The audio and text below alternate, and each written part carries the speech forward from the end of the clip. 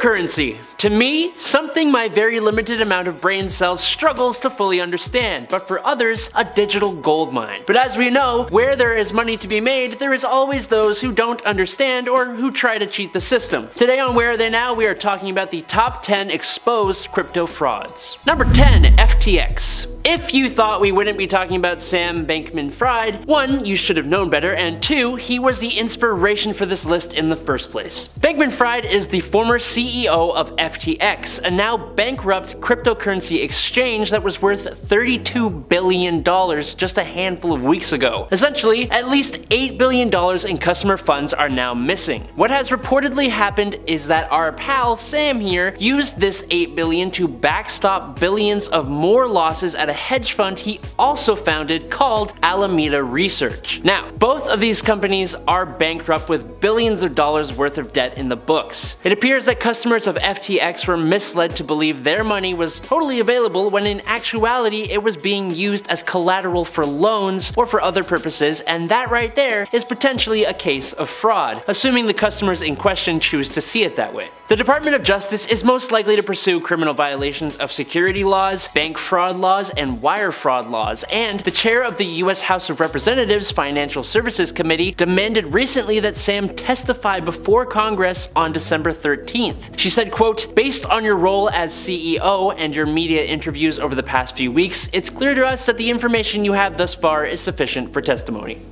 Number 9, Aiden Pleterski. It turns out giving a huge amount of your money to a 23-year-old, quote, crypto king isn't the smartest thing to do. Who would have thought? If you showed me this guy's Instagram, I could have told you that that was a bad idea. But thanks to the $35 million investors granted to the 23-year-old Aiden Pleterski, this guy owned 11 vehicles, was leasing 4 other luxury vehicles, flew on private jets, and was paying $45,000 a month to rent a lakefront mansion in Burlington, Ontario, Canada. See, what happened is that as a teenager, Aiden started investing in cryptocurrency, and he began to make some rather significant returns for himself and some of the other people around him. So, of course, people saw dollar signs and gave him money to invest, expecting a 30 to 70% split on capital gains and a full refund in bi-weekly payments should the investments fail. Most of these funds given to Pleterski were provided when cryptocurrency was on a market rise last year, and there was a greed factor or an excitement factor involved. But as Pleterski told his investors when he couldn't repay them but continued to invest, he, and I quote, was a 20-something-year-old kid. Pleterski told the meeting of investors that he was very unorganized, did not keep track of his finances, and didn't keep a record of his indebtedness or payments when he was asked about his record keeping. Number 8, Squid Game. Did you end up watching Squid Game on Netflix?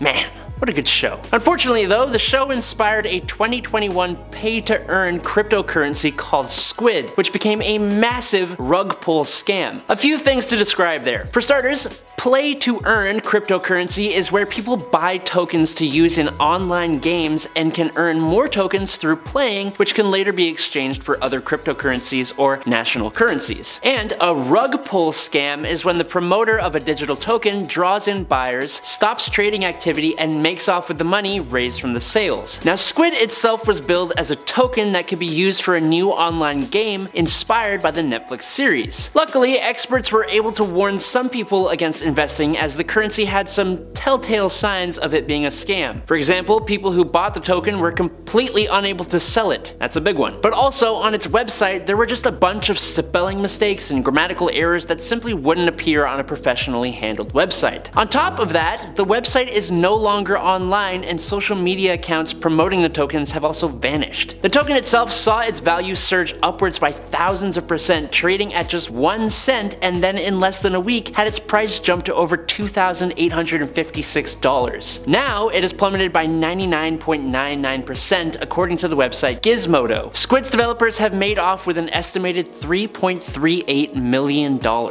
Number 7, Elon Impersonator. Since Elon Musk has been making a big splash backlash in the news recently, I thought it might be a good time to talk about the time in May 2021 when Elon Musk impersonators stole at least $2 million from investors in cryptocurrency scams over 6 months. This was part of a thing called a giveaway scam. In this kind of scam, criminals pose as celebrities or known figures in the crypto world online and promise to multiply the cryptocurrency that investors send them. Then they just pocket the cash and head for the hills. At that time, Musk was a big supporter of cryptocurrencies. With Bitcoin's rise and crypto being a relatively new thing for investors, it quickly attracted both new investors trying to make a quick buck and scammers who would gladly take those quick bucks. One victim of the scam navigated to a website that appeared to be a BBC News article which claimed that Tesla was planning to give away half of its stake in Bitcoin. She ended up sending $12,720 in Bitcoin before realizing that she had directly transferred her crypto to a scammer's wallet. It's just a matter of targeting people who don't know any better and exploiting them. Number 6. Investment scheme. This point is going to be a bit more of an anonymous tale. Like I said, when crypto started becoming huge, many people who didn't know any better or didn't fully understand the medium itself jumped in and were coerced by criminals into jumping in the deep end of crypto. One 52-year-old Londoner, who we shall call Taylor because we don't know her actual name, was introduced to crypto by 2 friends who she had made online during the pandemic. She chatted with them online for months, and they had pictures posted on their online profiles with Bugattis and other big brands showing off the wealth that they had apparently gained through cryptocurrency. These guys encouraged Taylor to put more and more money into the crypto trades they were overseeing for her. She even sold one of her 2 apartments in London to raise cash for the investments. Taylor later discovered the trading site her friends had recommended and the apps she had downloaded were not legit, and that these 2 friends didn't actually exist. It's actually totally possible their online profiles were in reality just one person. She had at one point had about $1.5 million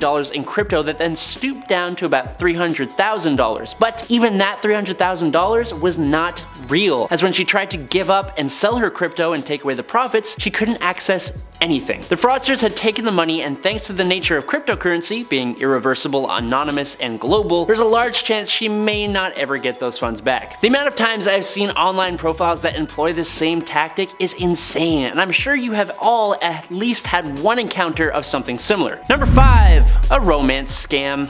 One of the best places for criminals to get their fraud on would actually be on dating apps. The fraudster will gain trust and build a relationship with the victim, and then eventually coerce them to start to buy or give cryptocurrency to them. And once they do, the scammer is gone like a fart in the wind. As an example of this, Bitdefender Labs have published research into an online dating scam that is exploiting its victims with the promise of romantic connections and even relationships with women in certain war-torn countries right now. Ads with the classic lines that internet-savvy people have seen 1,000 times will sometimes grab the attention of someone who doesn't know any better. They will be taken to online dating platforms where they can buy packages, sometimes at hundreds of dollars, for the ability to send emails, chat, and unlock profile pictures for people that don't actually exist. Usually this is in the form of cryptocurrency. But luckily, most people are fully aware of this kind of scam. Number 4. The Silk Road. Some frauds and scams aren't totally preying on the unaware. Back in November, James Xiong pled guilty to committing wire fraud all the way back in September of 2012, when he unlawfully obtained over 50,676 Bitcoin from the Silk Road dark web internet marketplace. Law enforcement seized the Bitcoin hidden in devices in Xiong's home. All that Bitcoin then valued at over $3.36 billion,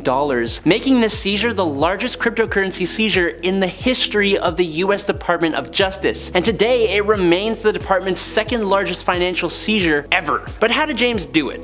Well, by creating a string of about 9 Silk Road fraud accounts designed to conceal his identity. He then triggered over 140 transactions in rapid succession in order to trick Silk Road's withdrawal processing system into realizing approximately 50,000 Bitcoin from its Bitcoin-based payment system into Xiong's accounts. And then, lastly, he transferred the Bitcoin into a variety of separate addresses also under his control, all in a manner designed to prevent detection, conceal his identity and ownership, and hide the Bitcoin source. Using his scheme, James was able to withdraw many times more Bitcoin out of Silk Road than he had deposited in the first place. But he was caught and pled guilty on Friday, November 4th, 2022, and that's just how she goes. Number 3. Wormhole. Wormhole.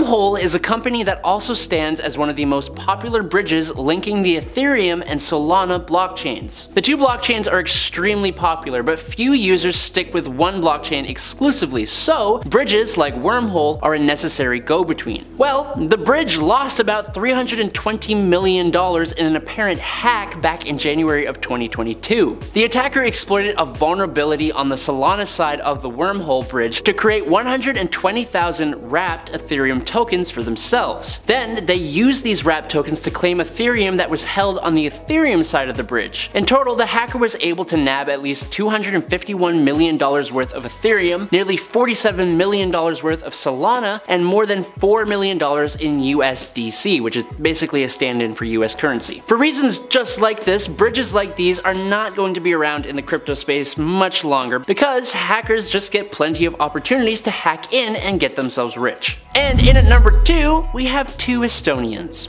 Two Estonian citizens were arrested very recently on November 20th of 2022 on an 18-count indictment for a $575 million cryptocurrency fraud and money laundering conspiracy. Sergei Potapenko and Ivan Turizhin allegedly defrauded hundreds of thousands of people through a multifaceted scheme. To do this, they got their victims to enter into fraudulent equipment rental contracts with the pair's cryptocurrency mining service called Hashflare, and also caused victims to invest in a virtual currency bank called Polybius Bank. But Polybius was never actually a bank and never paid out the promised dividends. People who were defrauded paid more than $575 million to the duo's companies. They then used shell companies to launder the fraud proceeds and to purchase whatever they wanted, including cars and property. According to US Attorney Nick Brown for the Western District of Washington, these two, quote, capitalized on the allure of cryptocurrency and the mystery surrounding cryptocurrency mining to commit an enormous Ponzi scheme. And number 1,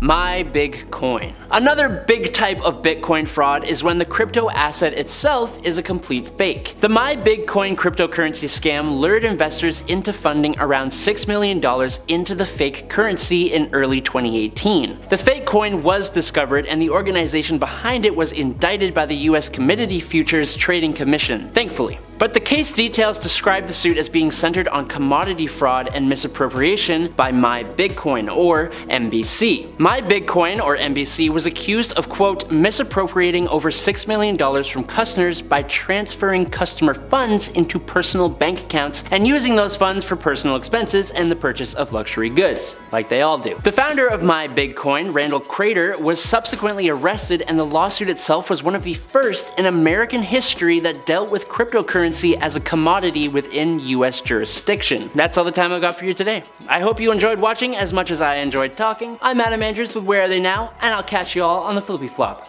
Peace out.